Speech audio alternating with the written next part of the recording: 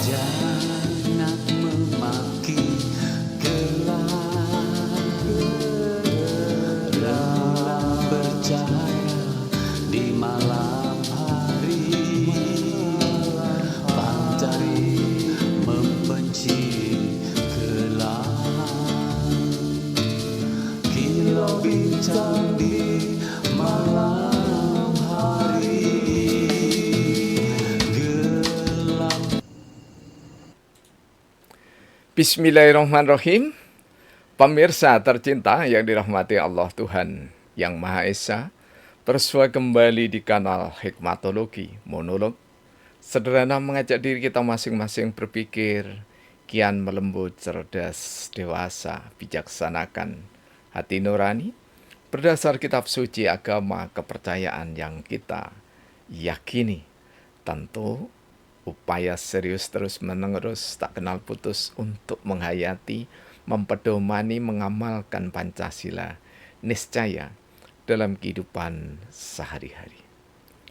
Pemirsa yang dirahmati oleh Allah, Tuhan Yang Maha Esa, Dirgahayu Indonesia, semoga senantiasa jaya selamanya sepanjang dunia masih ada. Dan kita berharap diridhoi oleh Allah Subhanahu wa taala wa bisyafaati Rasulullah Muhammad sallallahu alaihi wasallam. Merdeka semuanya, merdeka di dalam merawat jiwa raga. Pemirsa, umat Islam insya Allah banyak yang hafal doa Nabiullah Ibrahim alaihissalam yang sering kita sampaikan di kanal Hikmatologi, pertalian dengan At-Tibun Nabawi. Rabbana ma khalaqta hadza batila subhanaka faqina azabannar. Ya Allah, ya Rabb, Allah Subhanahu wa taala, tidak ada satupun yang kau ciptakan yang sia-sia. Semuanya berguna untuk mengobati jiwa raga, untuk mencegah ragam penyakit yang kemungkinan menimpa anak manusia tanpa kecuali. At-Tibun Nabawi tidak dibatasi suku, bangsa, agama, kepercayaan. Bahkan orang yang tidak percaya kepada Tuhan dapat kita tolong karena Allah Maha Ghafur, Allah Maha Penolong. Kali ini sesuai dengan story kami bahwa rokok yang alami itu dapat dipakai sebagai piranti untuk penyembuhan. Di sini kami menulis rokok alami, bikin sendiri, menyegah dan mengobati penyakit di tangan ahli. Jika saudara-saudara kami yang keluarga Perserikatan Muhammadiyah, kami sendiri pun warga Perserikatan Muhammadiyah, yang KTA kami itu ditandatangani oleh beliau, Gurunda Profesor Dr. Haji Muhammad Amin Rais. Terlepas dari penilaian warga netizen, bahwa kami memang warga Muhammadiyah secara organisasi, tapi secara kultural juga kami sebagai salah satu guru kecil di desa, di kalangan Jami'iyah Nahdlatul Ulama, termasuk di dalamnya termasuk di dalamnya fatayat dan muslimat.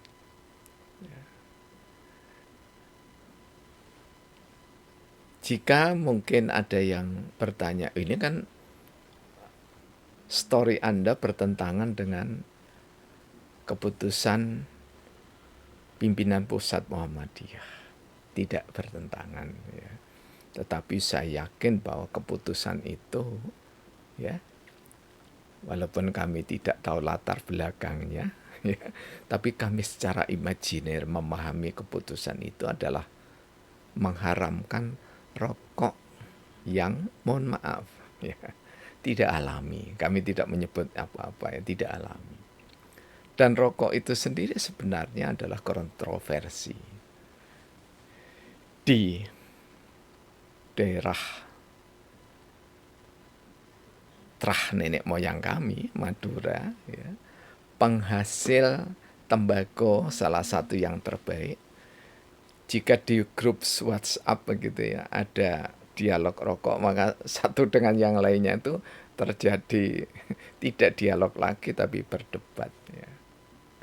Sebenarnya kami di sini hanya akan mendudukkan perkara gitu ya, kalau dalam bahasa yuridis begitu ya. Dan secara sosiologis ya, kami memahami maupun antropologis ya. Antropologis dulu. Secara antropologis bahwasanya kalau kita mempelajari tumbuhan, tidak ada tumbuhan yang tidak berguna, ya.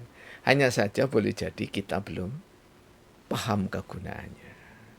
Nah, secara sosiologis, ya, apalagi masuk pada sosiologi kedokteran modern, ya,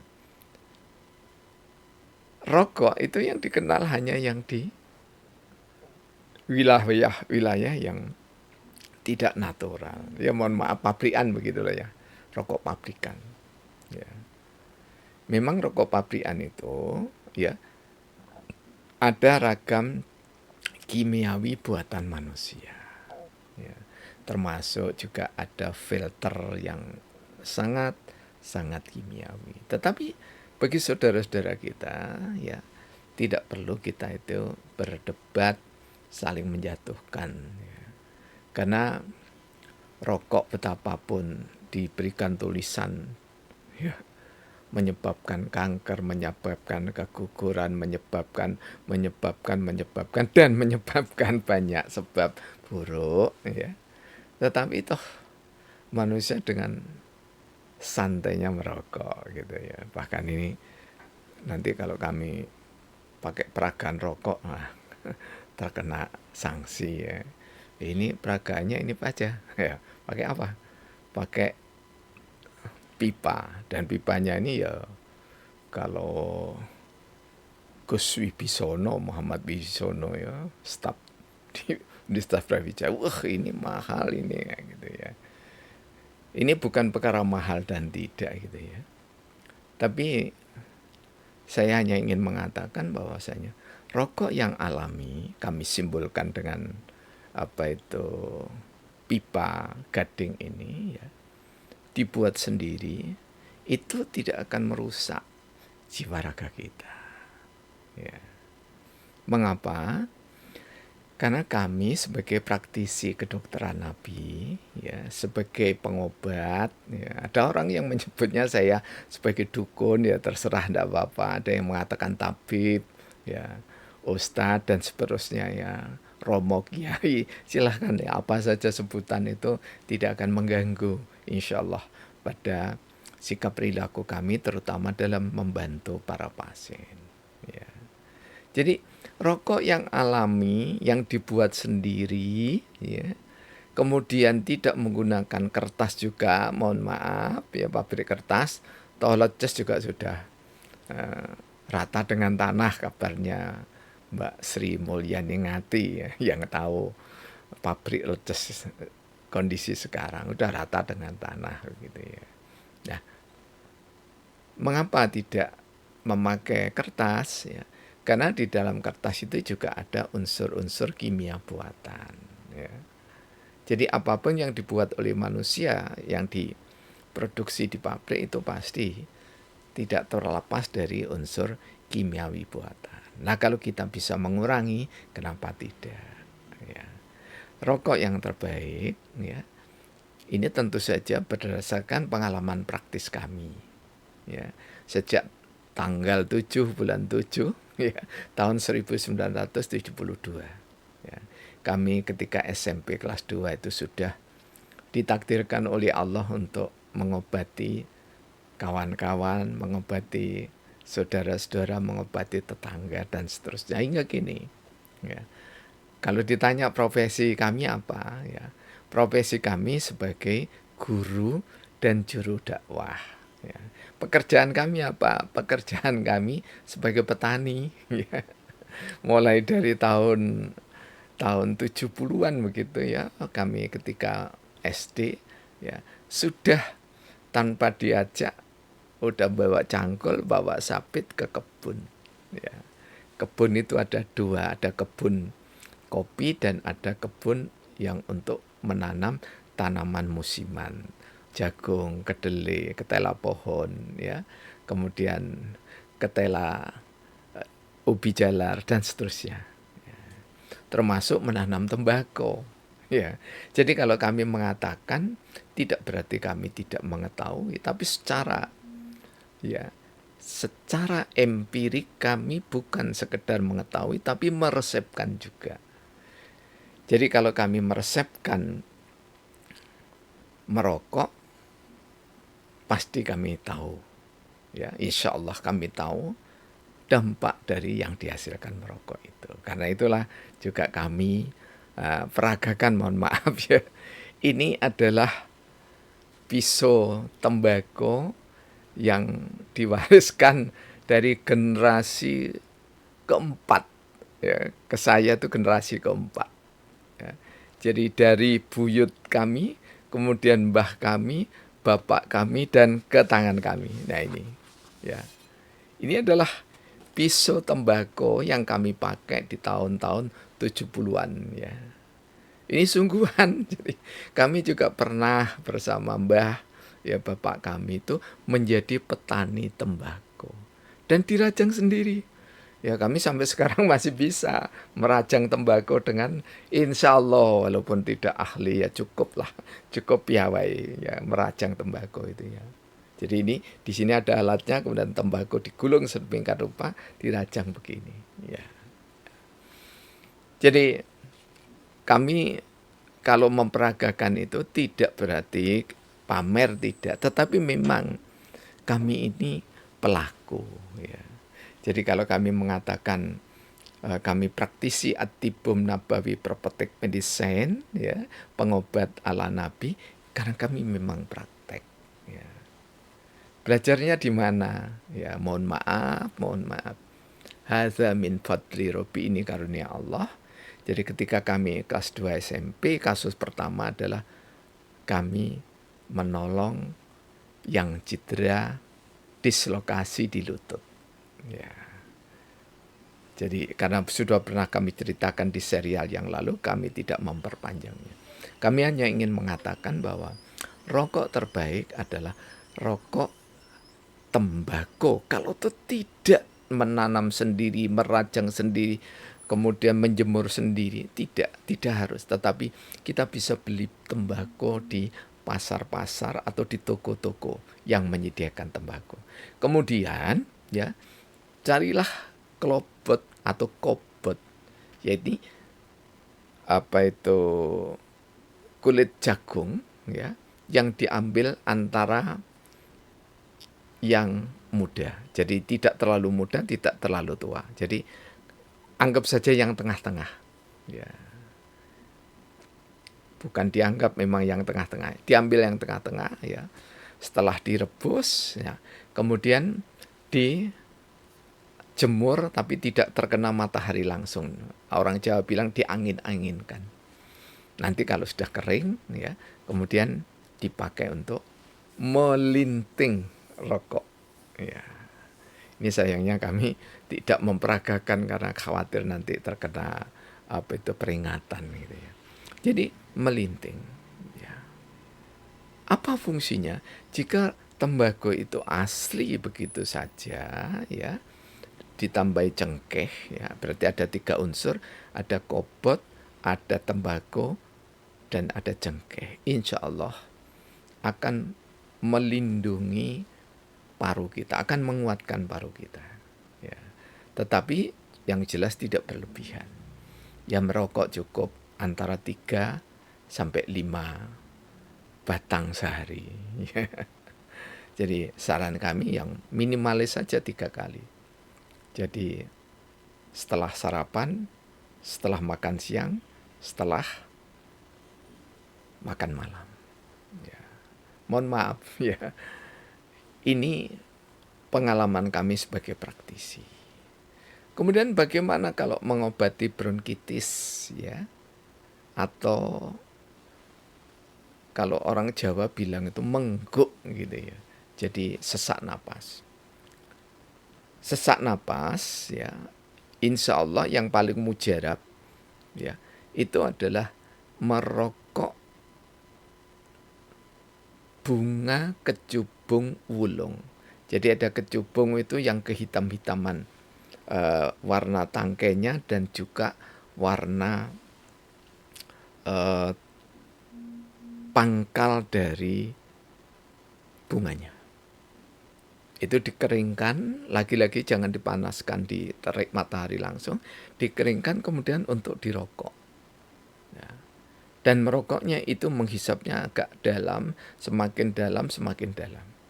Insya Allah, ya.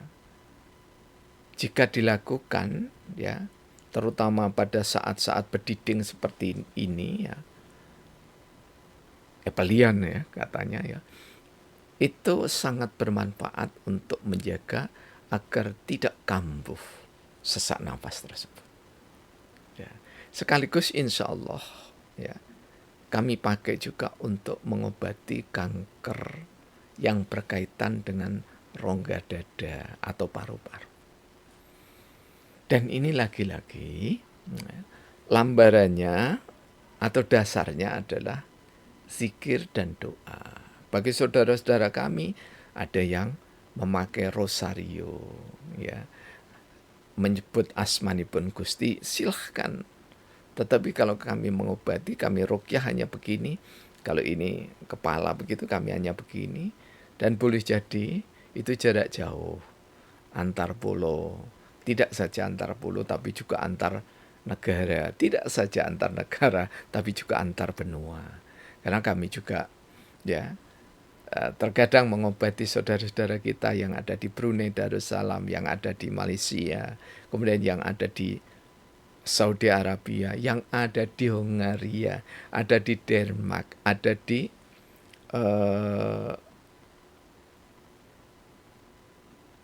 Prancis ya, dan seterusnya, termasuk yang ada di Amerika ya.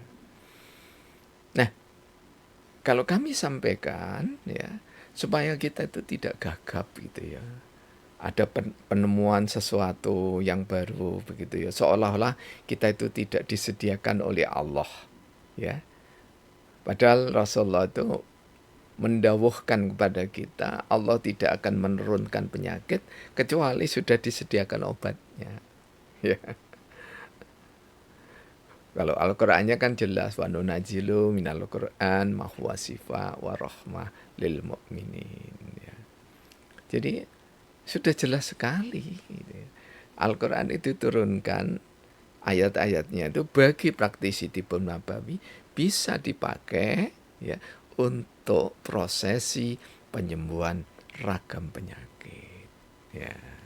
Jadi seperti saudara kami Bapak Al-Ustadz Marwan Margani ya, kalau tidak salah beliau di daerah Jawa Barat sana ya, tadi mengirim ya, di grup itu mengirim baju, rompi, kemudian semacam penutup kepala dan sebagainya ya.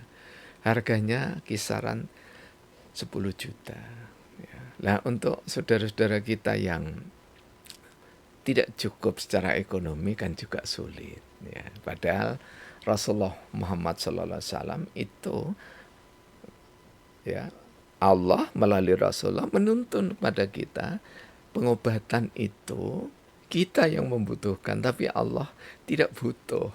Karena itulah yang disediakan Allah bisa dinikmati sebagai obat.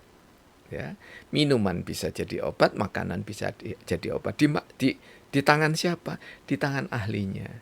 Jadi saudara-saudara kami yang seperti kami, yang lebih bagus dari kami, lebih ahli, ya, ada KRAT insya Allah, ya, Kiai Haji Musrifin, ya, yang sekarang lagi praktek pengobatan, ya, di Bali, ya. Insya Allah besok mulai jam 8 pagi sampai jam 5 sore beliau akan melakukan pengobatan secara massal, ya. Mudah-mudahan diberkahi oleh Allah. Nah, itu juga memakai piranti-piranti yang disyariatkan, disunahkan, gitu ya. Jadi kita supaya tidak gagap gitu ya. Kita terima hasil teknologi tentu saja ya, untuk kelas-kelas 2 juta, 10 juta dan lebih dari itu adalah untuk saudara-saudara kita yang memiliki kemampuan.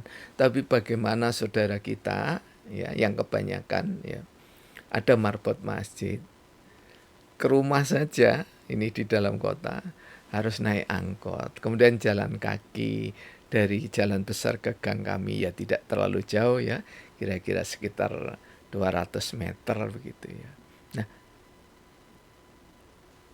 marbot musola kita tahu tidak mungkin marbot musola itu membeli rompi atau baju 10 juta ya.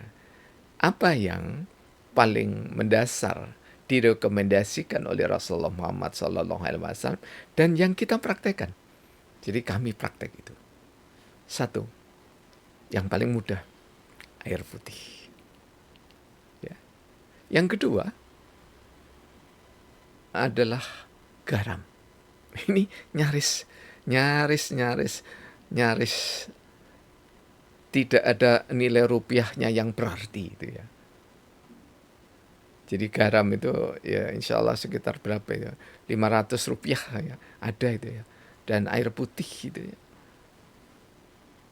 Yang mana saja air putih, yang mau masak sendiri dan seterusnya. Jadi air putih, garam, kemudian yang biasa dilakukan juga oleh Rasulullah apa? Madu. Agak sulit Ustadz katanya ke saya begitu. Romo ewet, sulit untuk cari madu. Ya, memang madu yang bagus itu juga harganya ya cukup ya 150-200 insya Allah ada yang cukup, yang bagus itu ya. Madu. Kemudian yang ketiga apa? Ya, yang keempat ya. Yang keempat apa? Yang cukup juga mahal sedikit ya. Ya, tapi bagi saudara kita yang tidak mampu ya mahal, yaitu korma. Termasuk di dalamnya sari korma. Kemudian yang kelima apa? Yang kelima adalah habatus sauda. Ya. Yang keenam apa? Yang keenam adalah air zam-zam. Ya. Kita bisa memanfaatkan 6 ini. Ya. Apalagi bisa juga ya. Kalau praktek kami bisa juga rujak. Gado-gado, teh, apa saja bisa dipakai sebagai piranti pengobatan sepanjang pengobat itu sendiri memang pelaku keseharian. Yang kedua, yang diobati memiliki keyakinan kepada Allah Tuhan Gusti Sang Yang Widiwasa, Tiens, ya.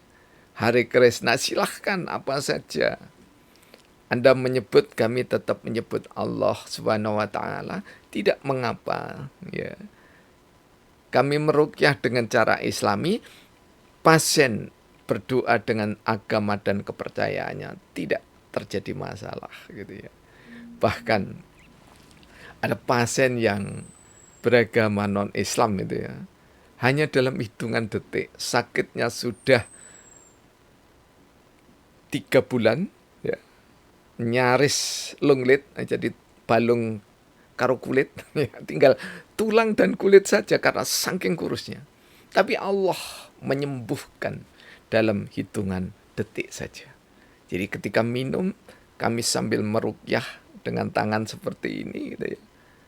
Allah melalui marakat rahmatnya menyembuhkan dan sembuh langsung. Terus setelah itu apa? Pengobatnya apa? Air putih. Ya, tadinya kalau minum air putih muntah. Tapi dengan pertolongan Allah, walaupun non-Islam, sembuh total. Setelah itu, silahkan pulang. Ya, saya bilang, silahkan pulang. Kemudian beli gado-gado di pasar Patimura. Kemudian minumnya teh hangat. Nanti akan lebih bugar. Kata bapaknya yang mengantar, yang membonceng. Ya, boncengnya itu pakai tali. Ya, talinya tali dari kemben begitu ya. Apa kata bapaknya? Sembari mau pulang, ini kesenangan anak saya. Ya, di antara obat yang paling mujarab adalah makanan dan minuman yang disenangi oleh pasien, termasuk rokok. Ya. Karena sekali lagi kami sampaikan di kanal Hikmatologi ini, kami pernah mengobati ya orangnya ahli perokok. Ya. Kemudian ya untuk kedua kalinya saya sampaikan, semua adiknya, kakaknya dokter, ada 4 dokter. Dan 4-empatnya itu adalah dosen di universitas yang terkenal di Kota Malang ini ya. Ya. Kemudian anaknya 2 itu dokter, jadi 6 keluarganya dokter semua. Semuanya menghukum dia supaya tidak merokok. Tapi begitu berobat ke sini, diantar oleh Bu Pramita Kusuma Halik ya, di Batu sana, dibawa ke sini dan tidak turun dari mobil karena memang tidak bisa jalan ya. Alhamdulillah, kami pegang korek, kami ambilkan rokoknya, kemudian saya sulut. Beliau menolak. Saya bilang, ini obat Bapak yang paling mujarab. Kemudian beliau merokok dengan nikmat sekali. Rokok begitu ya. Kami dulu perokok berat ya. Sekarang veteran Republik Indonesia ya. Bukan takut merokok, tidak, tapi kami menghargai, menyayangi istri daripada rokok, sehingga kami tidak merokok berkat istri tercinta gitu ya. Nah, apa? Rokok belum habis 1/4 bugar. Beliau sehat. Beliau mengatakan, Yai, saya lebih sehat Yai. Ya teruskan, saya tunggui. Saya tunggui sampai habis di mobil itu. Mobilnya diparkir di sebelah rumah. Sampai habis. Setelah habis, Pak, karena sudah habis, kalau Bapak mau pulang silakan, kalau mau masuk ke rumah silakan. Karena di dalam rumah saya dilarang merokok. Jadi kami ini juga kontroversi ya. Satu sisi itu menganjurkan pasien untuk merokok, tapi di rumah kami tidak boleh ada yang rokokan. Gitu ya. Pemirsa yang dirahmati oleh Allah, cukup panjang, mudah-mudahan menggugah semangat kita untuk menikmati ayat-ayat Allah yang terbentang semuanya. Asal pasien suka dan di tangan ahlinya, maka kita bisa sembuh dengan rokok, kita bisa sembuh dengan air, kita sembuh dengan makanan, kita sembuh dengan resep Rasulullah Muhammad SAW, terutama istiqomah dalam zikir, doa, usaha, termasuk menjaga rutinitas makanan dan minuman kita. Mohon maaf kekurangannya, dukungan Anda sangat berarti. Alhamdulillahirabbil alamin. Praktek biologi dan bersyariah, agama ada bersama